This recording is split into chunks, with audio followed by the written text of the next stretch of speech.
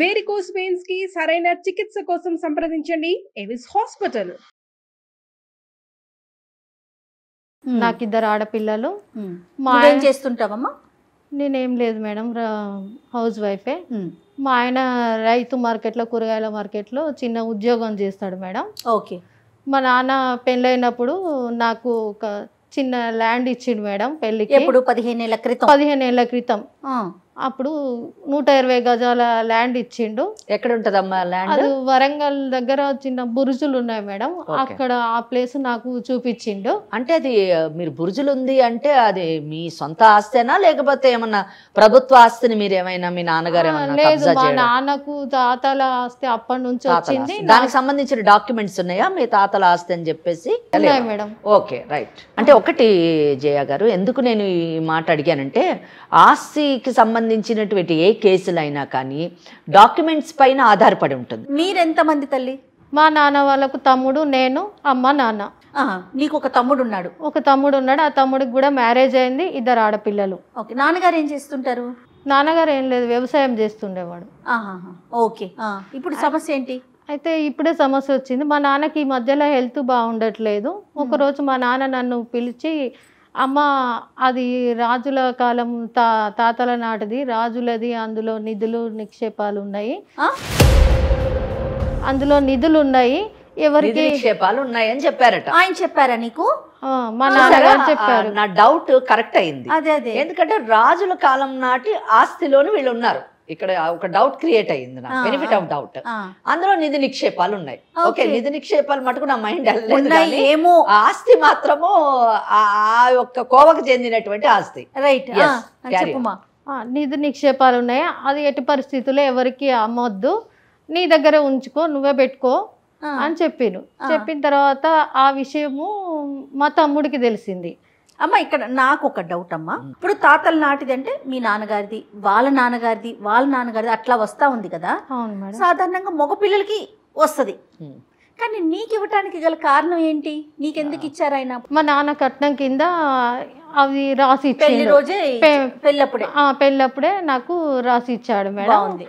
తమ్ముడికి తర్వాత తెలిసి ఈ ల్యాండ్ నేను ఇవ్వను, ఎట్లా రిజిస్ట్రేషన్ నీ పేరు మీద కాలేదు కదా, ఇవ్వడం ఎందుకు, నేనే ఉంచుకుంటా అని చెప్పాడు. ఏది అందులో నిధులు ఉన్నాయని నాన్నగారు చెప్పాక అంటే ఆయనకు కూడా తెలిసింది. మా నాన్న నాతో చెప్పిన విషయం మా తమ్ముడు విన్నాడు, అతను కూడా విన్నాడు, తెలిసింది. నాకేం ఆలోచన వచ్చింది అని అంటే, ఇది ల్యాండ్ లేకపోతే ఏంటి, ల్యాండ్లో ఉన్న నిధులు నిక్షేపాలైనా తీసుకుంటే మా పిల్లలకైనా యూజ్ అవుతుంది కదా, నాకు ఇద్దరు ఆడపిల్లలు ఉన్నారు కదా అని నాకు అనిపించి నేను ఇట్లనే అదే ఆలోచనలో ఉన్నా. వరంగల్ నుంచి వస్తుంటే బస్సులో ఒక ఆమె కలిసింది నాకు. ఆమె ఏం చెప్పింది, మా పిల్లలకి ఇట్లా హెల్త్ బాగుంటలేదని నేను చెప్పాను అమ్మతోని. ఆమె చెప్తే ఆమె ఏమన్నదంటే, నాకు తెలిసిన అతను ఉన్నాడు అని ఫోన్ నెంబర్ ఇచ్చింది. ఆయన ఒక మంత్రాలు అవి చేస్తాడు, తాయితులు కడతాడు, ఆయన బాగా చేస్తాడు. మంచి ప్రశ్న. ఎందుకంటే హెల్త్ బాగాలేదంటే డాక్టర్ కనెక్ట్ కావాలి, మంత్రతంత్రాలు కనెక్ట్ అయ్యారు. పూజలు అవి చేస్తాడు, మా పిల్లలకు కూడా తగ్గింది, బాగానే ఉన్నారు అని చెప్పి ఫోన్ నెంబర్ ఇచ్చింది నాకు. అతని నెంబర్ ఇచ్చింది. ఇతను హైదరాబాద్ లో ఉంటాడు, ఆయన సతీష్ అని చెప్పింది. పేరు కూడా చెప్పింది అతని పేరు. అమ్మా, ఇక్కడ ఒక 2 విషయాలు చూడండి. తన మనస్తత్వం మీకు అర్థమైపోయే ఉంటుంది.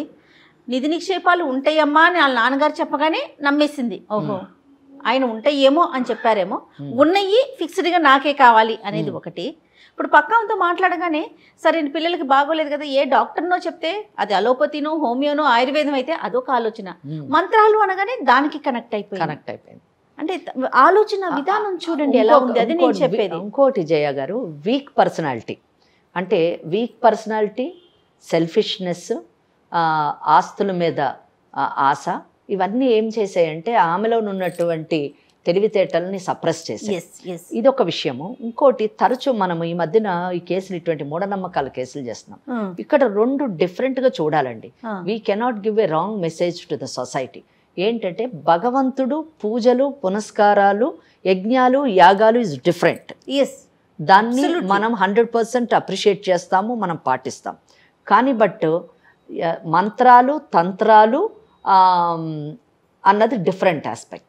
అలా అని చెప్పేసి టోటల్గా దాన్ని మనము ఖండించడానికి అవకాశం లేదు. అంటే కొంతమంది వ్యతిరేకించవచ్చు ఈ స్టేట్మెంట్తోని.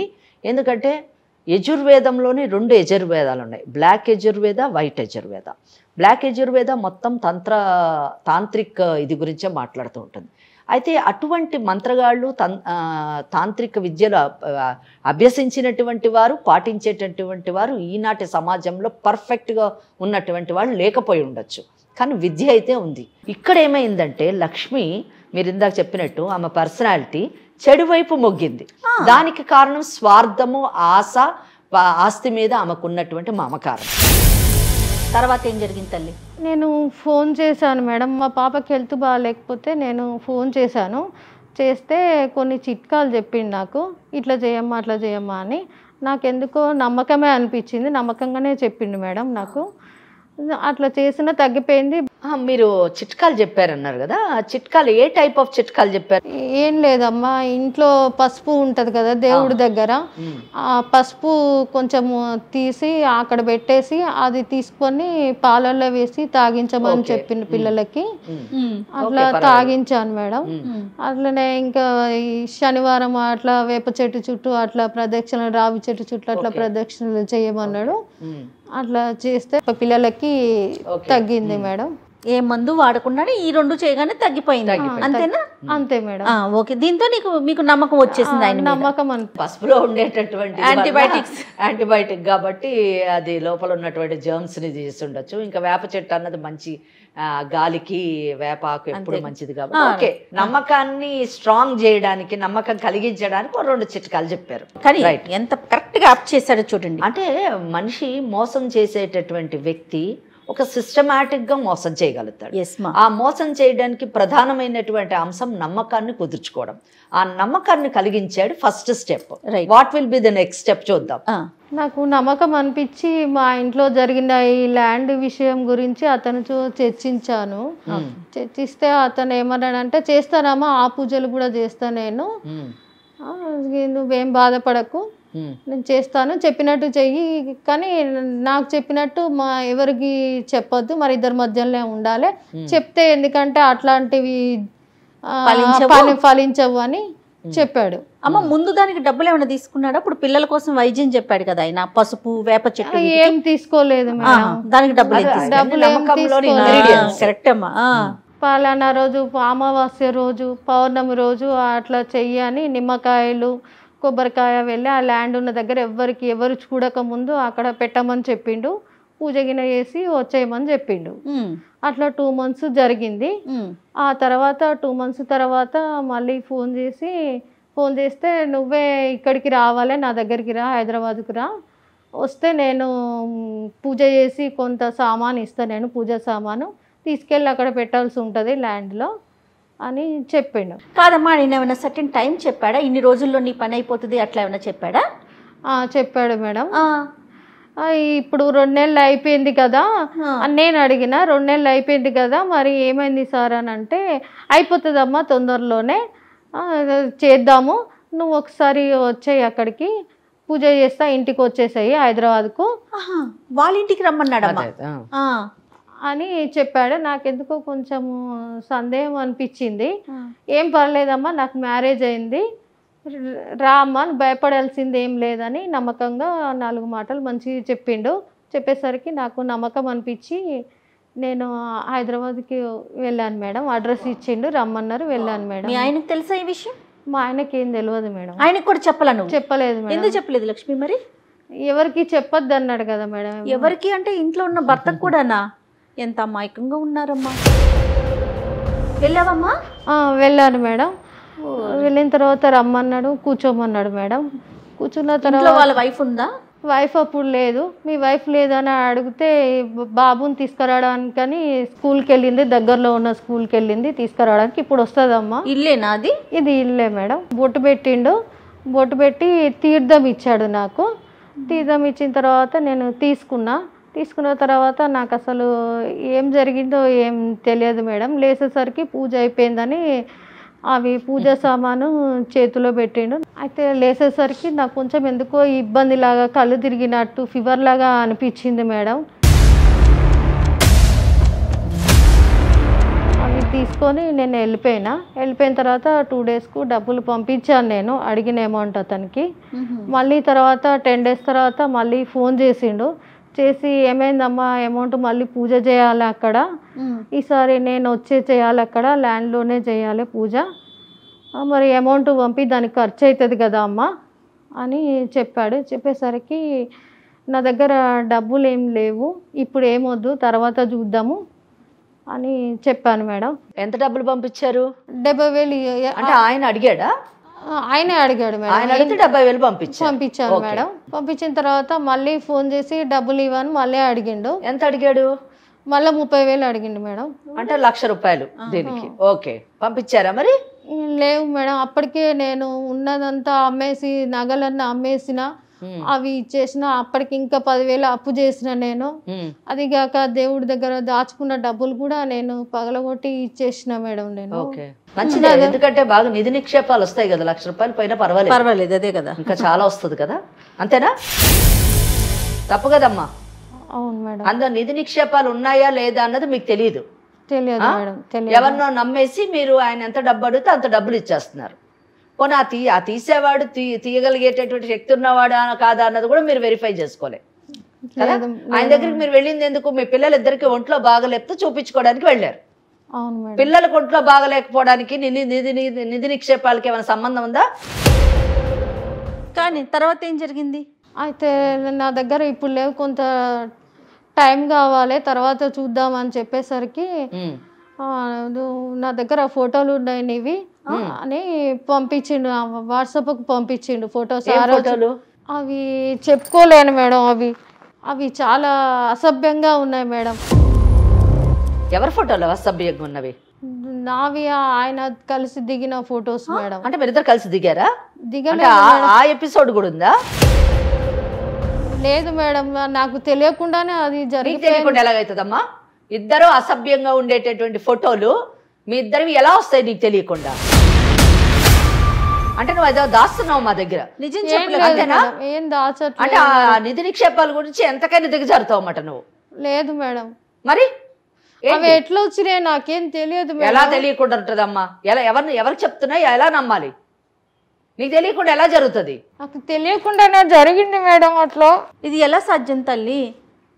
నువ్వు ఎప్పుడైనా అతన్ని ఇంకా మళ్ళీ పర్సనల్ గా కలిసావా? లేదు మేడం. ఒక్కసారి వెళ్ళటమేనా? ఒక్కటేసారి వెళ్ళినా మేడం నేను. ఆ ఒక్కసారికే అంటే ఏం జరిగిందని నువ్వు అనుకుంటున్నావు చెప్పు? నీకేమనిపిస్తుంది ఆ ఫొటోస్ చూసాక? ఎక్కడ తీసుకున్నాడు అనిపిస్తుంది? ఏమో మేడం, నాకు అర్థం కావట్లేదు అసలు. ఏదో వెళ్ళినప్పుడు తీర్థం లాగా ఇచ్చిండు, అంతకు మించి నేనేం తాగలేదు మేడం. అమ్మ నువ్వేం తాగావు ఏం తాగలేదు అని మేము అడగట్లేదు. ఆ ఫోటోలు ఎలా వచ్చాయి? నీ యొక్క అనుమతి లేకుండా, నీ ప్రమేయం లేకుండా ఆ ఫోటోలు ఎలా వచ్చాయి? ఫోటోలు ఒకవేళ ఏదో మామూలు ఫోటోలు అంటే పెద్ద ఇంత అడగాల్సిన అవసరం లేదు. అసభ్యకరంగా మీరు ఇద్దరు ఉన్నట్టు ఫోటోలు ఉన్నాయని చెప్తున్నారు మీరు. దాన్ని మేము ఏ విధంగా నమ్మాలి, ఏ విధంగా తీసుకోవాలి చెప్పండి మేడం. నాకేం తెలియదు మేడం, ఆ ఫోటోలు ఎట్లా వచ్చినాయో కూడా నాకు తెలియదు మేడం అసలు.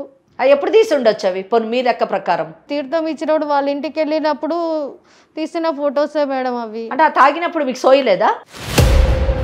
లేదు మేడం, అందులో ఏమో కలిపి ఇచ్చాడు మేడం. నాకు అసలు మీరు ఎన్నింటికి తాగారు? అది 3 గంటలకి. మీరు కళ్ళు తిరిగి అన్నారు కదా, ఎన్నింటికి లేసారు? 4కి లేసాను మేడం. అంటే ఈ గంటలో ఏం జరిగిందో మీకు తెలియదు?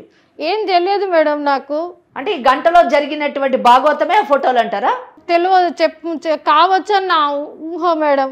అదే చీరతో ఉన్నాయా? మీరు ఏ బట్టలతో అయితే వెళ్ళారో ఆ బట్టలతో ఉన్నాయి మేడం.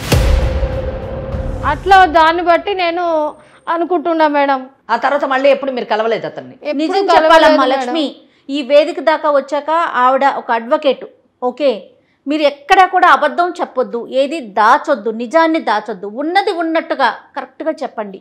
నిజమే చెప్తున్నా. ఒక్కసారే వెళ్ళారు, ఆ గంటే ఉన్నారు వాళ్ళు, అంతే మేడం. అంతకు మించి నేను ఎప్పుడు కలవలేదు మేడం.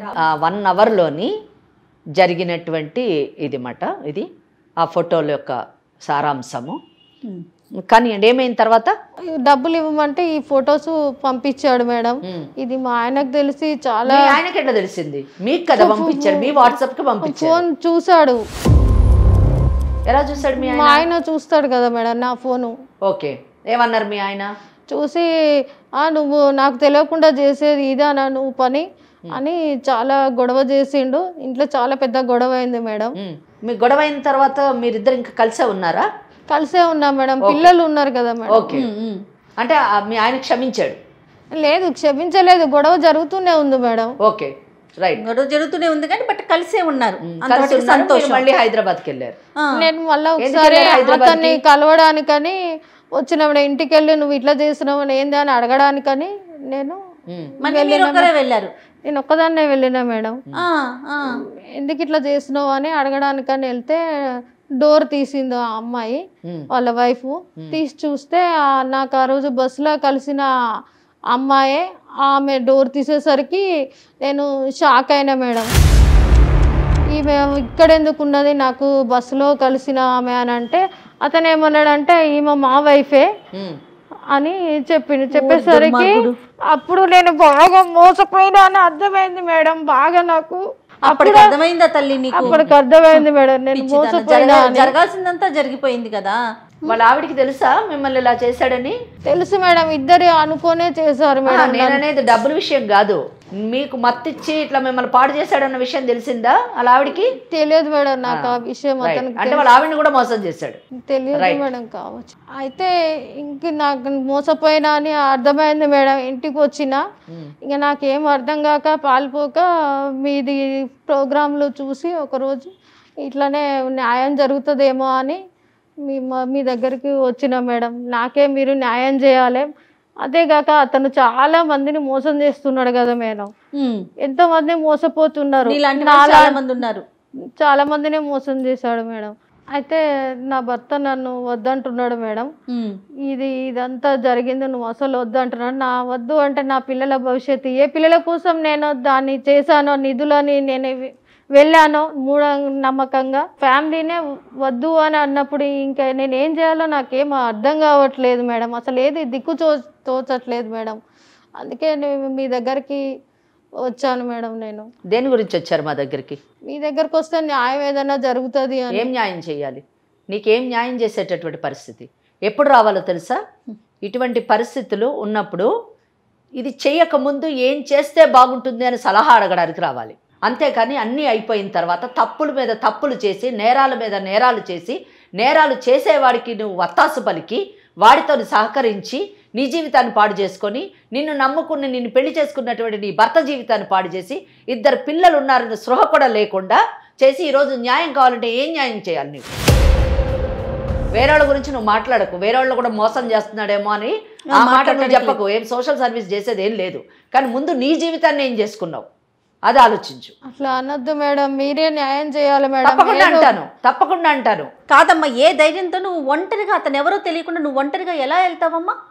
ఎలా వెళ్ళావు అతని దగ్గరికి? నువ్వు తప్పు కదా అది. కొంచెం అన్న ఆలోచన ఉందా?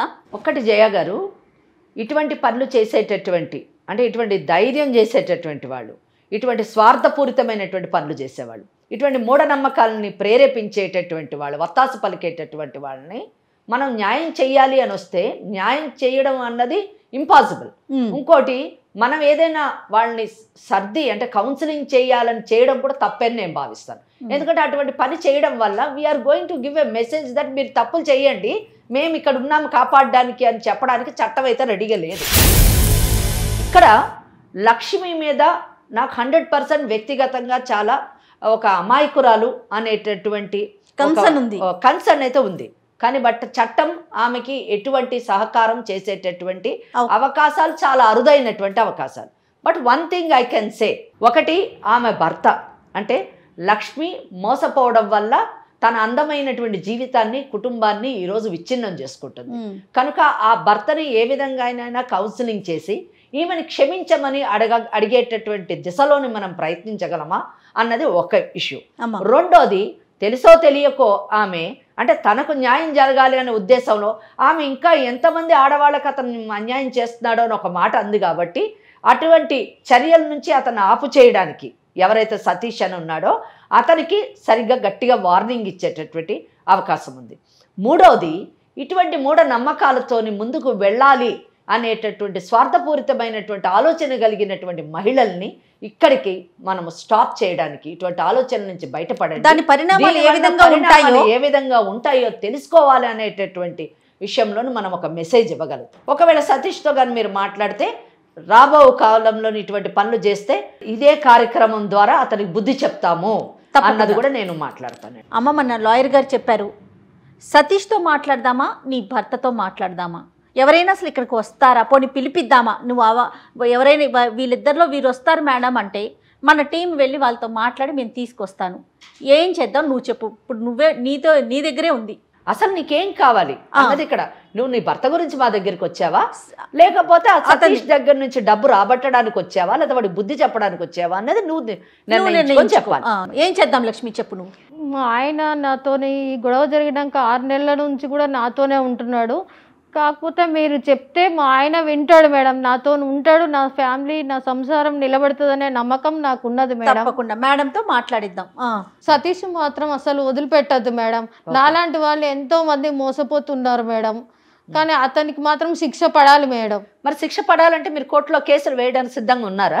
ఉన్నాను మేడం. వేస్తారా? వేస్తాను మేడం. నేను ఓకే. దిక్కుతోచని పరిస్థితిలో ఉన్నటువంటి వారికి ఇటువంటి కార్యక్రమం నిజం చెప్పాలంటే సముద్రంలో పడ్డవాడికి ఏదో ఒక కర్ర దొరికినట్టుగా మాట ఒడ్డును చేరడానికి.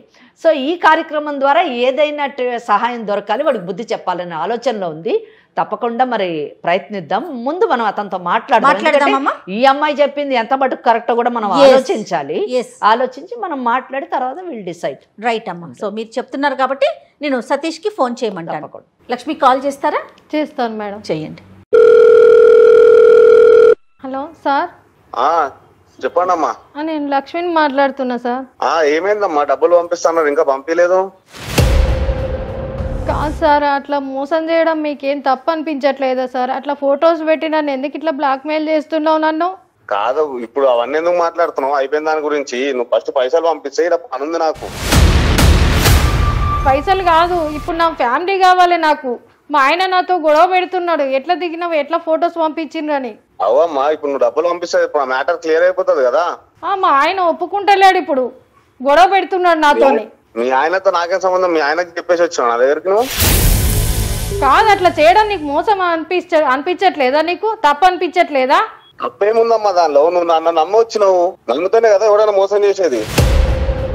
ఇప్పుడు అవన్నీ కాదు అయినా దానిల గురించి ఇప్పుడు ఎందుకు? ఈ డబ్బుల మ్యాటర్ ఏందో చెప్పు, నాకు పనుంది కొంచెం. ఇంకా డబ్బులు అంటే నా దగ్గర లేవు సార్, ఇంకా ఉన్నాయన్నీ నీకే ఇచ్చేసిన. ఇంకెక్కడ ఉన్నాయి నా దగ్గర డబ్బులు? ఇవ్వడానికి ఏమీ లేదు సార్ నా దగ్గర. మరి ఏం చేద్దామంటావు? మరి పంపించానా? ఏం పంపిస్తారు సార్? ఫోటోలు పంపించింది కదా సార్, పంపిస్తేనే ఇంట్లో ఇంత గొడవ అవుతుంది. నమ్మిన దానికి ఇట్లా మోసం చేస్తారా మీరు? ఇదేనా మోసం చేయడం ఆడవాళ్ళను? మోసపోయేదాన్ని నీకు లేనప్పుడు మోసం చేయడానికి నాకేముంది? నువ్వు వచ్చే ముందు ఆలోచించకుండా వచ్చినావు. ఒక ఆడ మనిషి అయి కూడా ఉండి మీ ఆవిడ కూడా మీ ఇద్దరు కలిసి నన్ను మోసం చేసిండ్రు. అట్లా మీకు సిగ్గు అనిపించట్లేదా?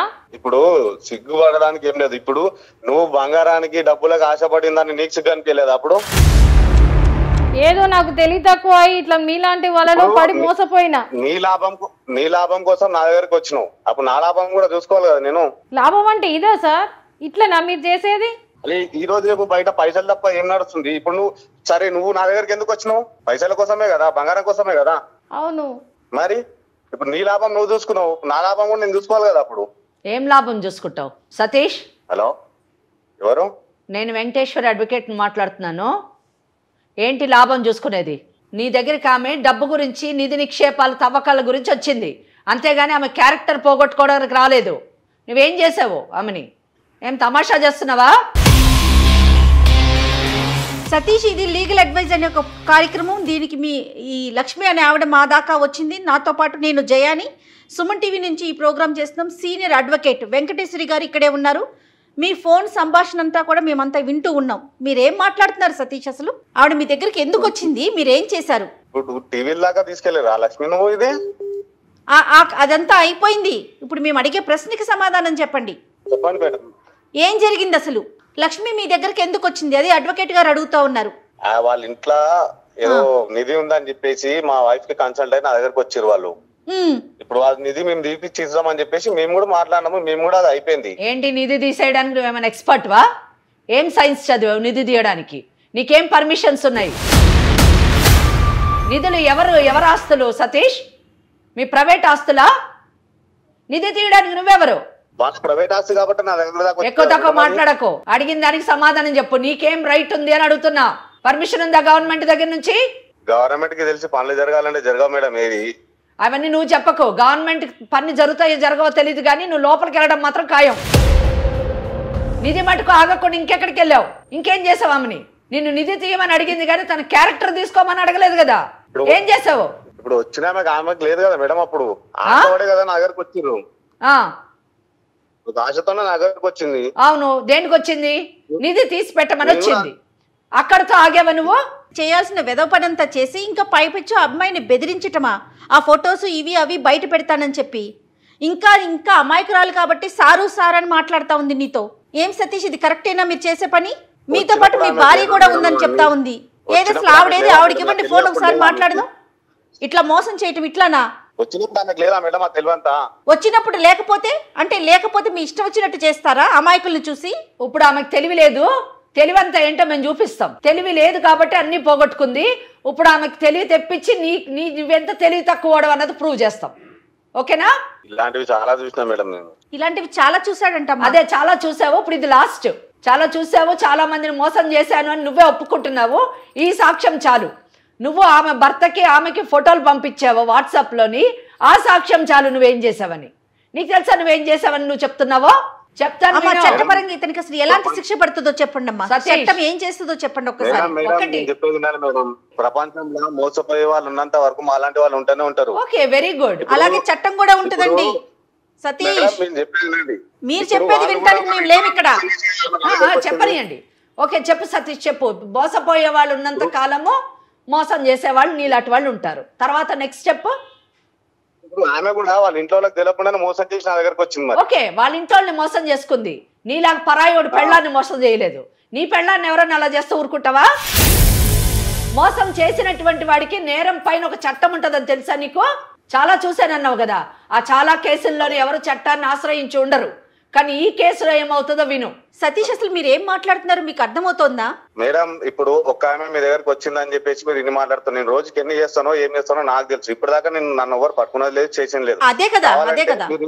మీరు ఏం చేస్తారో చేసుకోండి మేడం, నాకు సంబంధం లేదు. లక్ష్మి, నువ్వైతే ఇప్పుడు నేను చేసేది చూడు. నీ బతుకు ఏమైతే చూడు, నీకు అత్త ఏమైతే చూడు. నిన్ను మాత్రం అసలు వదిలిపెట్టాను. నన్ను ఇంత దూరం తీసుకొచ్చి ఇది దాకా చేసినావు కదా.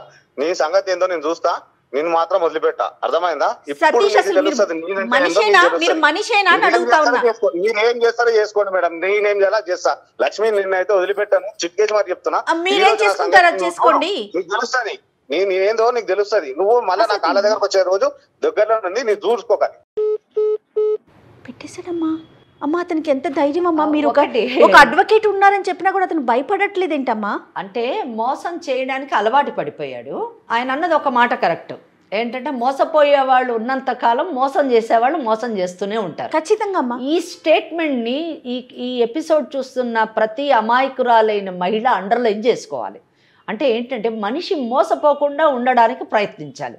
అయితే ఒకటి, నేను ఫస్ట్ బిగినింగ్లో నీ లక్ష్మి మాట్లాడినప్పుడు ఏం చేస్తాంలే అని అనుకున్నాను. కానీ ఆయనతో మాట్లాడిన తర్వాత చట్టపరంగా అసలు అతనికి చట్టపరంగానే ఆయన ఎంత మోసగాడు, ఎంత నేరస్తుడు, నేరాలు ఎన్ని చేశాడు అన్న విషయం చాలా మనకి క్లియర్గా తెలుస్తుంది. సో ఇక్కడ మనకి ఏంటంటే అనుకోకుండా ఆయన దురదృష్టం, ఈ అమ్మాయి అదృష్టం ఏంటంటే ఆ కావాల్సిన సాక్ష్యాలన్నీ మనకు లభించాయి. ఇక్కడ మెయిన్ థింగ్ ఎలా అని చెప్దాం.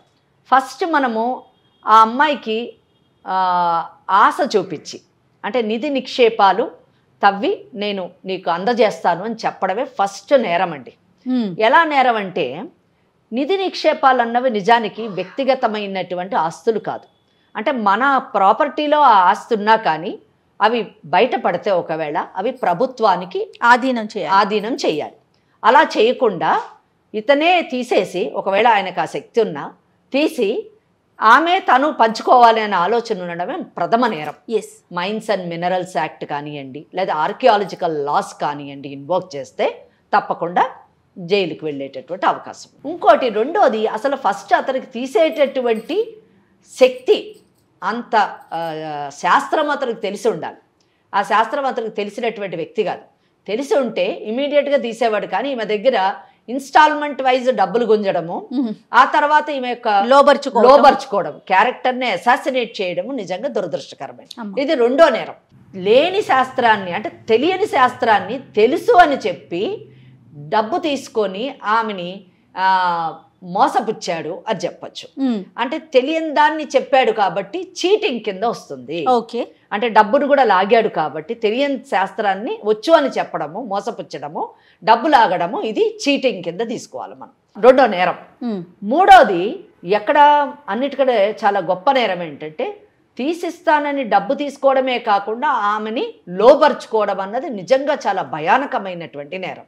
అంటే ఇక్కడ రెండు విషయాలు, రెండు విధాలు కూడా ఇతని నేరంలోని మనం రెండు సెక్షన్స్ని ఇన్వోక్ చేయొచ్చు. ఒకటి, ఈమె సోయిలో లేనప్పుడు, స్పృహలో లేనప్పుడు ఈమెని లోబర్చుకోవడం అన్నది నిజం చెప్పాలంటే రేప్ కింద వస్తుంది. అది చాలా కఠినమైనటువంటి శిక్షకు లోనయ్యేటటువంటి అవకాశం ఉంది. ఇంకోటి, ఇప్పుడు న్యాయ సంహిత అంటే ఎప్పుడైతే అమెండ్మెంట్ అయిందో ఈ అమెండ్మెంట్ ప్రకారం తీసుకుంటే నిజానికి సెక్షన్ 69 అని కొత్తగా పెట్టారండి. ఈ సెక్షన్ 69 ఏంటంటే ఏదో ఆశ చూపించి లోబర్చుకోవడం. ఇక్కడ ఈమె రెండు సెక్షన్స్లోకి వస్తుంది. అంటే ఒక పక్కన రేప్ సెక్షన్లోకి వస్తుంది, ఎందుకంటే ఆమెకు తెలియకుండా లోబర్చుకున్నాడు. రెండోది, ఒకవేళ లేదు ఆమె ఇష్టంతోనే చేసింది అని ఈయన కన్వర్ట్ చేయాలని ట్రై చేసినా అదేమవుతుందంటే సెక్షన్ 69 ఈమెకి నిధి నిక్షేపాలు తీసిస్తాను అని ఆశ చూపించి ఈమెని లోపరుచుకున్నాడు అన్నది సెక్షన్ 69 ఇన్వోక్ చేస్తే 10 సంవత్సరాలు శిక్ష పడుతుంది. రెండోది, ఇప్పుడు చూసారు, ఒక పక్కన చీటింగ్లో పడ్డాడు, ఒక పక్కన మైన్స్ అండ్ మినరల్స్ యాక్ట్ పడ్డాడు, ఆర్కియాలజికల్ లాస్లో పడ్డాడు, అలాగే భారతీయ న్యాయ సంహితలోని రేప్ కింద తీసుకోవచ్చు, 69 కింద తీసుకోవచ్చు. ఇలా ఇన్ని సెక్షన్స్లోని అతన్ని ఇరికిచ్చి తప్పకుండా అతనే కాదండి అతని భార్య కూడా అతనితో తోడయింది కాబట్టి ఆమెను కూడా పార్టీని చేసి ఇద్దరిని కలిసి వేస్తే తప్పకుండా ఇద్దరు 10 సంవత్సరాల పైన శిక్షకు లోనయ్యేటటువంటి అవకాశం ఉంది. అయితే ఈ సెక్షన్స్ అన్ని ఇన్వోక్ చేసి ఈమె కంప్లైంట్ వేయొచ్చు, తప్పకుండా న్యాయం జరుగుతుంది, అంటే అతనికి శిక్ష పడుతుంది. అంతేకాకుండా తీసుకున్నటువంటి డబ్బుకి సాక్ష్యం కానీ ఉంటాయి, ఎందుకంటే ఆమె పర్సనల్గా పోయి ఇవ్వలేదు, పంపించింది కాబట్టి గూగుల్ పేనో దేని ద్వారా బ్యాంక్ ద్వారా పంపించింది కాబట్టి దానికి రికవరీ సూట్ వేసుకొని ఆమె సివిల్ సూట్ వేసుకొని ఆమె డబ్బులు కూడా పరుచుకోవచ్చు. ప్లస్ ఆమె ఇంకొక కేసు అంటే అతను చేసినటువంటి పని వలన అతని భర్తతోని ఆమె ఎన్ని బాధలు పడ్డది, మానసికంగా మెంటల్ ఎగనీ అండ్ సైకలాజికల్ డిప్రెషన్కి ఆమె లోనయ్యింది కాబట్టి క్రిమినల్ డిఫమేషన్, ఆమె పేరు కూడా పోయింది కాబట్టి, పరువు పోయింది కాబట్టి క్రిమినల్ డిఫమేషన్ కూడా ఆమె వేసేటటువంటి అవకాశం ఉంది. ఈ మెంటల్ ఎగనీ అండ్ సైకలాజికల్ డిప్రెషన్కి లోనయ్యింది కాబట్టి సివిల్ డ్యామేజెస్ కింద ఆమె ఒక ₹1,00,000 ఎంత అమౌంట్ కావాలంటే అంత అమౌంట్ని ఆమె అడిగేటటువంటి అవకాశం ఉంది. సో ఇన్ని కేసులు ఆల్మోస్ట్ 10 to 15 కేసెస్ ఆయన మీద క్రిమినల్ అండ్ సివిల్ కేసెస్ వేసేటటువంటి అవకాశం ఉంది. ఒక్క అమ్మాయి ఇలాగ నిలబడి అన్నాడు కదా, ఇలాంటి చాలా చూశానని, ఇంట్లో చాలా మంది ఆడవాళ్ళని నేను మోసం చేశాను అన్నాడు, అదో పెద్ద సాక్ష్యం. అంటే తన తప్పుని తన నేరాన్ని తానే ఒప్పుకున్నాడు కాబట్టి అదొక సాక్ష్యంగా తీసుకొని ఈ కేసులన్నీ వేస్తే ఇంకొకసారి ఇటువంటి పనులు చేయడానికి అతను ముందడుగు వెయ్యడు, ఇటువంటి వితండవాదం వాదించడు. ఒక 10 సంవత్సరాలు జైల్లో ఉంటే ఇద్దరికి, ముఖ్యంగా భార్య కూడా ఇద్దరు ఉంటే అప్పుడు బాగా బుద్ధి వస్తుంది. So this is the best remedy. Lakshmi, ఇది సతీష్కి సంబంధించి నువ్వేం చేయాలి, ఎలాంటి సెక్షన్స్ ప్రకారం ఎలాంటి శిక్షలు పడతాయో మన అడ్వకేట్ గారు క్లియర్గా చెప్పారు. ఏమ్మా, మరి అమ్మ లక్ష్మికి మీరేం చెప్తారమ్మా? లక్ష్మికి నేను ఒకటే చెప్తాను, అర్థమైంది కదా, అంటే మనము అమాయకంగా ఎవరిని పడితే వాళ్ళని నమ్మి ఆశకి లోనయ్యి స్వార్థపూరితమైన పనులు చేస్తే మన జీవితం ఎలా పాడవుతుంది అన్న విషయం మీకు అర్థమై ఉంటుంది. కనుక ఇంక నుంచి ఇటువంటి వాళ్ళని నమ్మకండి, ఇటువంటి పనులు చేయకండి, మీ కుటుంబాన్ని మీ పిల్లలతోని మంచిగా ఉండడానికి ప్రయత్నించండి. ఈ మెసేజ్ మీకే కాదు, నిజానికి ఈ ఎపిసోడ్ చూస్తున్న ప్రతి ఒక్కరికి. ఎందుకంటే మేడం ఇక్కడ నేను ఇంకో విషయం చెప్పాలి, ఈ నిధి నిక్షేపాలు తవ్వకాలు వీటి మీద చాలా యంత్రతంత్రాలు చేయడము, నరబలులు ఇవ్వడము, ఇవన్నీ నిజానికి చాలా కామన్ ఇష్యూస్. చాలా పెద్ద పెద్ద వాళ్ళు, చదువుకున్నటువంటి వాళ్ళు, డబ్బున్న వాళ్ళు కూడా దీని వెనుక ఇటువంటి పనులు చేస్తున్నటువంటి సంఘటనలు అనేకము మా కోర్టులో కూడా చాలా కేసులు వస్తూ ఉంటాయి. కనుక ఇది నిజం చెప్పాలంటే లక్ష్మి లాంటి వాళ్ళు చాలా చిన్నవాళ్ళు, చాలా అమాయకులు. కానీ ఇటువంటి ఎవరైనా సరే అండి, ఇటువంటి పనులలోని మీరు అనవసరంగా దిగొద్దు, మీ జీవితాలని పాడు చేసుకోవద్దు. లక్ష్మి, మీ హస్బెండ్ని తీసుకొని ఒకసారి రండి, వస్తే అతనితో నేను మాట్లాడతాను.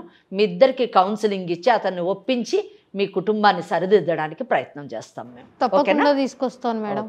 కాదమ్మా లక్ష్మి, మేడం చెప్పింది విన్నావు కదా, సో జాగ్రత్తగా ఉండు. మీ హస్బెండ్ని తీసుకురా, మేడం ఒకసారి ఆయనతో కూడా మాట్లాడతారు, సరేనా? సరే మేడం. ఓకే. మరి ఇప్పుడు మీరు ఫోన్ చేస్తే విన్నారు కదా మేడం, నేనేం చేస్తానో చూడు, బెదిరిస్తున్నాడు కదా మేడం, మళ్ళీ డబ్బులు అడుగుతున్నాడు కదా, మరి నేనేం చేయమంటారు మేడం? మరి ఇది నిజమే కదమ్మా? కరెక్టే, కానీ నేను నీకు ఆల్రెడీ చెప్పాను, నువ్వు అసలు ఆయన మీద ఆల్మోస్ట్ 10 కేసులు సివిల్ క్రిమినల్ అసలు నీ జోలికి వచ్చే అవకాశం ఉండదు. ఒకవేళ ఆయన ఏమన్నా బెదిరించినా అవన్నీ కూడా కేసులోని ఒక పార్ట్ అయిపోతాయి. వెంటనే దగ్గరున్న పోలీస్ స్టేషన్కి వెళ్ళి ఇలా బెదిరిస్తున్నాడు అని చెప్పేసి ఒక కంప్లైంట్ ఇవ్వచ్చు. ప్లస్ నువ్వు వేసినటువంటి కేసుల్లో కూడా ఒక పిటిషన్ వేయొచ్చు. ఓకేనా? నువ్వేం భయపడ. అసలు నిజం చెప్పాలంటే ఒక్కసారి నువ్వు కేసులు వేసిన తర్వాత నీ జోలికి రాడమ్మా. ఆయన కోర్టు చుట్టూ తిరిగి దాంట్లోనే ఆయనకు టైం సరిపోతుంది. లేట్ చేయకుండా ఇమీడియట్ గా ఆ పని చేయాలి, సరేనమ్మా? సరే ఓకే అమ్మా, జాగ్రత్తగా వెళ్ళరా మరి. ఉంటాను మేడం. రైట్. ఓకే అమ్మా, థ్యాంక్ యూ సో మచ్ అమ్మా, నమస్తే. సుమన్ టీవీలో మీ పర్సనల్ అండ్ బిజినెస్ ప్రమోషన్స్ కోసం కింది నెంబర్కి కాంటాక్ట్ చేయండి.